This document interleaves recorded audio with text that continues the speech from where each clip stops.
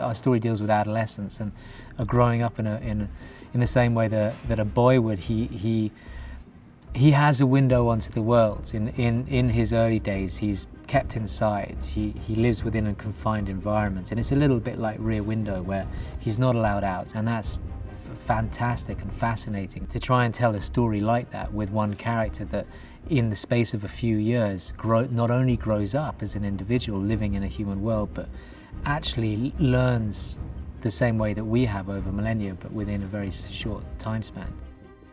It's interesting because I'm sure there's going to be a lot of comment in terms of, oh, they went digital and why did they go CGI, and it's so much better to actually go practical and real, and that's more in keeping with the mythology. But I think hopefully when people watch this film, they'll understand that there's a real reason behind this, and that is we deal with a contemporary story. We deal with apes that are apes. They're not humanoids or simians that have evolved into a place where they're half ape, half man, or anything like that. We're dealing with real chimpanzees.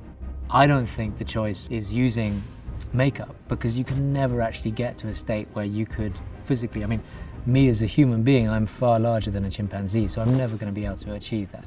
Weta now, having progressed from King Kong and through Avatar, and they are at a state where they can create photorealistic apes, and I think everyone will be amazed at what can be achieved now on film.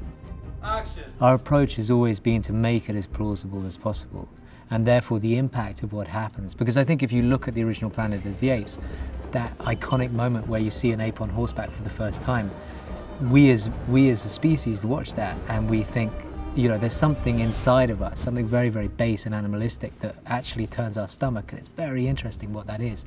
And we want to get to that same place with this story, but I think the way to do it is to make the audience believe.